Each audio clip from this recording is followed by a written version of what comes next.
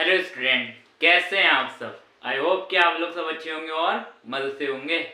मैं मैथ्स गुरु और आज मैं फिर से आपकी सेवा में हाजिर हूँ। तो चलिए, आप सभी का स्वागत है आपके अपने यूट्यूब चैनल मैथ्स गुरु में। हम यहाँ पढ़ाते हैं क्लास 10 की मैथ्स, जिसकी मैं एक्सरसाइज 1.1 करा रहा हूँ। एक्सरसाइज 1.1 में मैंने 2 पार्ट में इसे डिवाइड कर दिया। पार्ट 1 जो है मैं इसका प्रोवाइड करा चुका हूँ। आज मैं पार्ट 2 लेकर आया हूँ। और जिन्होंने भी इस एक्सरसाइज का पार्ट 1 नहीं देखा है तो प्लीज़ वो लोग पहले पार्ट 1 को दे दें। लिंक मैं डिस्क्रिप्शन बॉक्स में दे दूंगा, आप लोग वहां से जाकर देख सकते हैं। और जो भी चैनल पे नया है तो प्लीज़ चैनल को सब्सक्राइब करें, लाइक करें और शेयर करें। ज़्यादा से ज़्यादा लोगों तक पहुँचाएं, अपने दोस्तों में शेयर करें और बेल आइकन को ऑल पर क्लिक कर दें ताकि मेरी हर वीडियो की नोटिफिकेशन आप तक पहुंचे। तो चलिए स्टार्ट करते हैं। देखिए, पार्ट 1 में जो है मैंने क्वेश्चन 3 तक करा दिए थे। आज मैं पार्ट 2 में क्वेश्चन 4, 5, 6, 7 ये लेकर आया हूँ। सही है, 7 ही क्वेश्चन है और आज ये एक्सरसाइज पूरी कंप्लीट हो जाएगी। फिर कल से एक्सरसाइज 1.2 स्टार्ट होगी। तो चलिए स्टार्ट करते हैं। देखिए, क्वेश्चन नंबर 4 क्या दे रखा है। एचसीएफ, दो संख्याओं का एचसीएफ हमें दे रखा है कितना, 9। ठीक है, एलसीएम ज्ञात करना है इन दो संख्याओं का। सही है, इन दो संख्याओं का एचसीएफ हमें दे रखा है 9 और इन्हीं दो संख्याओं का एलसीएम ज्ञात करना है। अब देखो, एचसीएफ और एलसीएम ज्ञात करने के लिए बड़ा सिंपल है। एक फॉर्मूला तुमने कल पढ़ा था जब मैंने पार्ट 1 में जो क्वेश्चन कराए थे। एक फॉर्मूला होता है, पहले लिख दो इसे। दिया है, क्या दे रखा है, एचसीएफ 306,657 बराबर दे रखा है 9। ज्ञात क्या करना है, एलसीएम 306,657, इसका हमें एलसीएम ज्ञात करना है। कल एक तुम लोग ने फॉर्मूला पढ़ा था, दो संख्याओं का योग, याद आया, दो संख्याओं का गुणनफल, दो संख्याओं का गुणनफल बराबर एचसीएफ गुणा एलसीएम पढ़ा था। ये कल जांच कर रहे थे तो यही तो कर रहे थे, दो संख्याओं का गुणनफल बराबर एचसीएफ गुणा एलसीएम। इस फॉर्मूले के सहायता से हम क्या निकालेंगे, एलसीएम ज्ञात करेंगे।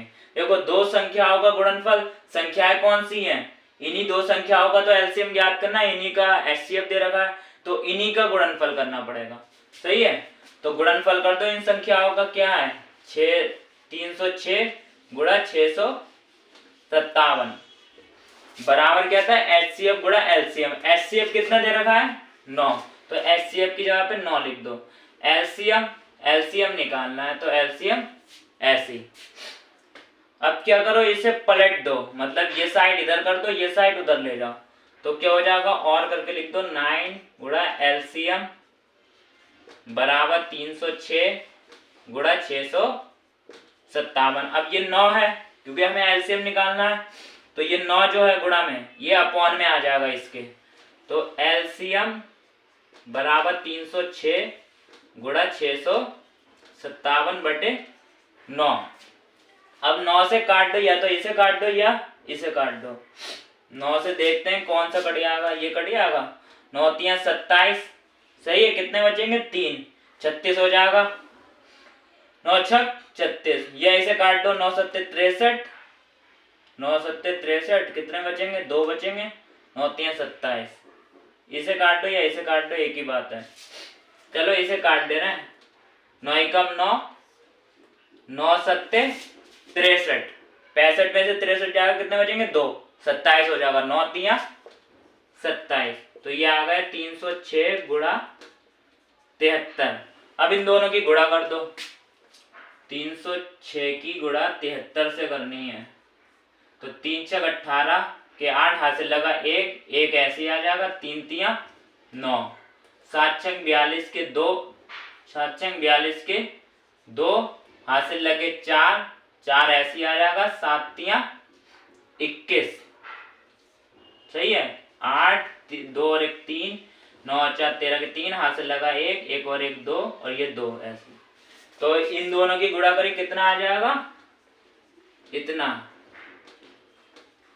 ठीक है। तो एलसीएम आ जाएगा ये 22338, ये एलसीएम आ जाएगा, ठीक है। आई होप कि आप लोग को समझ में आया होगा। अगर समझ में नहीं आया तो कमेंट में जरूर बताएं, आप लोग इसका स्क्रीनशॉट लेना। तो देखिए क्वेश्चन नंबर 5 क्या दे रखा है, जांच कीजिए कि क्या किसी प्राकृत संख्या n के लिए संख्या 6 के पावर n अंक 0 पर समाप्त हो सकती है। सही है, ये जांच करना है कि ये जो संख्या है 6 के पावर n अंक 0 के लिए, ये 6 के पावर n अंक जो है वो 0 पर समाप्त हो सकता है किसी प्राकृत संख्या n के लिए। ये हमें जांच करनी है। देखिए कोई भी मतलब प्राकृत संख्या 0 पर तब समाप्त होगी जब उसके लास्ट में एक बार 2 गुणे 5 आना चाहिए।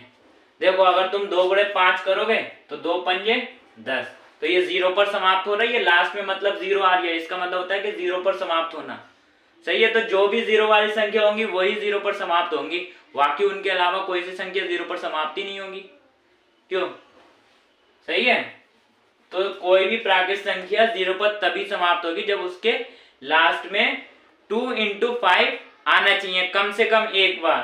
सही है, ज्यादा से ज्यादा कितनी बार भी आ जाए पर कम से कम एक बार तो आना चाहिए, तभी वो प्राकृत संख्या 0 पर समाप्त होगी। तो देखिए मैंने इसका आंसर लिख दिया। यदि कोई संख्या 0 पर समाप्त होना चाहती है तो उसका अभाज्य गुणनखंड में, मतलब जब उसका गुणनखंड करेंगे तो उसके अभाज्य गुणनखंड में कम से कम एक बार 2 × 5 आना चाहिए। सही है, उसके अभाज्य गुणनखंड में कम से कम एक बार 2 × 5 आना चाहिए। अब 6 के पावर n है, n की जगह पे अगर हमने 1 रख दिया तो देखते हैं, n की जगह पे 1 रखेंगे तो 6 के पावर 1 यानी कि 6 हो जाएगा। अब देखो 6 है, सही है, क्या ये 0 पर समाप्त हो जाएगी? अगर हम इसके अभाज्य गुणनखंड करेंगे तो कितना आ जाएगा, 2 × 6, 2 × 3। तो देखो इसके लास्ट में एक बार भी नहीं आ रही है ना 2 × 5, जिनके गुणनखंड करेंगे तो उसके गुणनखंड में एक बार कम से कम 2 × 5 आना चाहिए, तभी वो 0 पर समाप्त होगी। सही है, जैसे 10 है या 20 ले लो, 20 है, 20 को क्या लिख सकते हैं हम, 2 × 5 × 2 ऐसे लिख सकते हैं ना, 2 × 5 × 2। तो देखो इसके अभाज्य गुणनखंड में देखो 2 × 5 आ रही है, तो ये 0 पर समाप्त हो जाएगी। ऐसी 30 ले लो, 30 को क्या लिख सकते हैं हम, 30 को हम ये लिख सकते हैं 3 × 10, और 10 के फैक्टर करोगे तो कितना आ जाएगा 3, 10 की करोगे 2 × 5। तो देखो इसके गुणनखंड में कम से कम एक बार 2 × 5 आ रही है, तो ये 0 पर समाप्त हो जा रही है। सही है, तो कोई भी प्राकृत संख्या 0 पर तभी समाप्त होगी जब उसके गुणनखंड में एक बार कम से कम एक बार 2 × 5 आना चाहिए, तभी वो 0 पर समाप्त होगी। अब देखो 6 है, क्योंकि 6 के पावर n है, अगर तुमने 6 के पावर 1 रख दिए तो 6 हो जाएगा, n की जगह पे 2 रख दोगे 6 के पावर 2 हो जाएगा, 6 × 36, तो वो भी 0 पर समाप्त नहीं होगा। n की जगह पे कुछ भी रख दोगे तो वो 6 के पावर जो भी आएगी वो 0 पर समाप्त नहीं होगी। सही है, क्योंकि इसके गुणनखंड कर रहे हैं हम, तो इसके लास्ट में कम से कम एक बार 2 × 5 नहीं आ रहा, इसलिए ये 0 पर समाप्त नहीं हो सकती। ठीक है, तो इसका मैंने ये आंसर लिख दिया। देखो इसलिए 6 बराबर कितना है, 2 × 3, 6 के गुणनखंड करेंगे तो कितना आएगा, 2 × 6, 2 × 3। सही है, तो इसके अंत में कहीं 2 × 5 आ रहा, नहीं आ रहा, इसलिए क्या हो जाएगा, देखो चूंकि 6 का गुणनखंड करने पर ये 2 × 5 के रूप का नहीं है। ठीक है, अर्थात ये कभी 0 पर समाप्त नहीं हो सकती किसी भी प्राकृत संख्या n के लिए। n की कुछ भी वैल्यू रख दो तो ये जो है 6 के पावर n जो है कभी भी 0 पर समाप्त नहीं हो सकती। जैसे हमने n की जगह पे 1 रखा तो 6 हो गया था। अगर हम n की जगह पे 2 रखेंगे इसमें तो कितना हो जाएगा ये 6 स्क्वायर। 6 का स्क्वायर क्या होता है 36। अब देखो 36 के तुम गुणनखंड करोगे कितना आ जाएगा 6 छम 36 और 6 तो ऐसे रहने दो। इस 6 के गुणनखंड करोगे तो 2 गुणा 3। तो कहीं इसके अंत में 2 गुणा 5 आ रहा है नहीं आ रहा। तो ये कभी भी n की किसी भी वैल्यू के लिए 0 पर समाप्त नहीं हो सकती ये संख्या 6 की पावर n। ठीक है, तो ये हमारी जांच हो गई। आई होप कि आप लोग को समझ में आया होगा। अगर समझ में नहीं आया तो कमेंट में जरूर बताएं।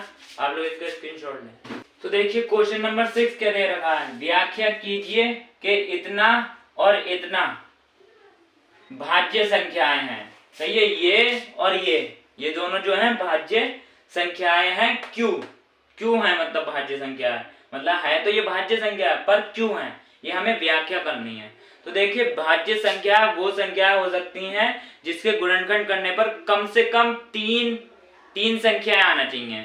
जिसके गुणनखंड करने पर कम से कम 3 संख्याएं आना चाहिए, वही भाज्य संख्याएं होंगी। जैसे मान लो हमने 4 को ले लिया। अब 4 के तुम फैक्टर करोगे तो देखो 4 को कैसे काट सकते हैं 2 दूनी 4, 2 एकम 2। सही है, तो देखो इसके फैक्टर करेंगे तो हम गुणनखंड कैसे लिखेंगे 2 इंटू 2 इंटू 1। तो इसके फैक्टर करें तो गुणनखंड में 3 संख्याएं आई ना कम से कम। तो मैंने वही बात बताई कि भाज्य संख्या वही हो सकती है जिसके गुणनखंड करने पर कम से कम 3 संख्याएं आना चाहिए। या कुछ और संख्या ले लो, जैसे तुमने ले लिया 12। अब इसके फैक्टर करो, देखो 2 को 6 से काटो, 2 छंग 12।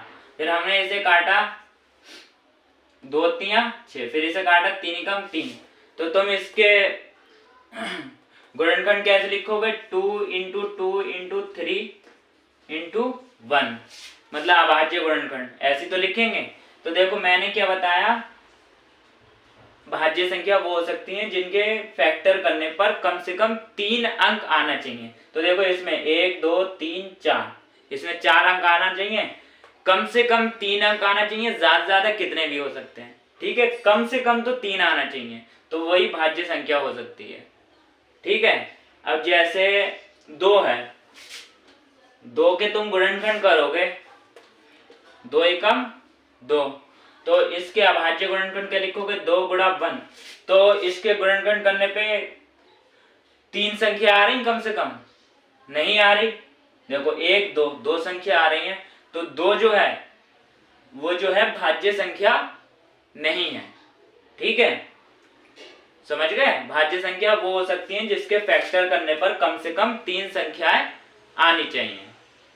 ठीक है, तो हमें इसकी व्याख्या करना है कि ये संख्याएं जो है भाज्य संख्या है क्यों। बड़ा सिंपल है। तो देखो पहले इसे सॉल्व कर ले रहे हैं। क्या दे रखा है 7 गुणा 11 गुणा 13 प्लस 13। अब इसमें से देखो क्या कॉमन आ रहा है, 13 कॉमन आ रहा है। ठीक है, क्योंकि 13 इसकी गुणा में भी और 13 यहाँ पे भी है। 13 कॉमन ले लिया तो हमने अंदर क्या बचा 7 गुणा 11, 13 तो चला गया, 1 बचेगा। 1 की 11 से गुणा करेंगे तो 1 ही आ जाएगा। ऐसे यहाँ से 13 चला गया, क्या बचेगा 1। तो ये 13 7 की 11 से करेंगे तो 77 प्लस 1 कितना हो जाएगा 78। अब आप कहोगे कि यहाँ पे सर इसकी गुणनखंड मतलब अभाज्य गुणनखंड में तो 2 ही संख्याएं आ रही हैं और आपने बताया कि 3 संख्या आना चाहिए अभाज्य गुणनखंड में। तो देखिए इसे हम ये भी तो लिख सकते हैं 13 गुणा 78 इंटू 1, ये भी इसको लिख सकते हैं। या फिर 78 के गुणनखंड कर दो, मतलब 78 को तोड़ दो तो अभी 3 संख्या आ जाएंगी। या इसे ऐसे लिख दो 13 गुणा 78 गुणा 1, ऐसे भी तो लिख सकते हैं। समझ में आ गए, वही संख्या रहेगी। तो ये जो है अभाज्य संख्या है। क्यों है, क्योंकि इसके गुणनखंड करने पर इसके अभाज्य गुणनखंड में 3 संख्याएं आ रही हैं, अतः ये अभाज्य संख्या है। तो ये इसकी व्याख्या हो जाएगी। सही है। ऐसी इसे देख लो, ये दे रखा है 7, 6 7 into 6 into 5 into 4 into 3 into 2 into 1 plus 5। तो हमें इसकी व्याख्या करना है कि ये अभाज्य संख्या है या नहीं है।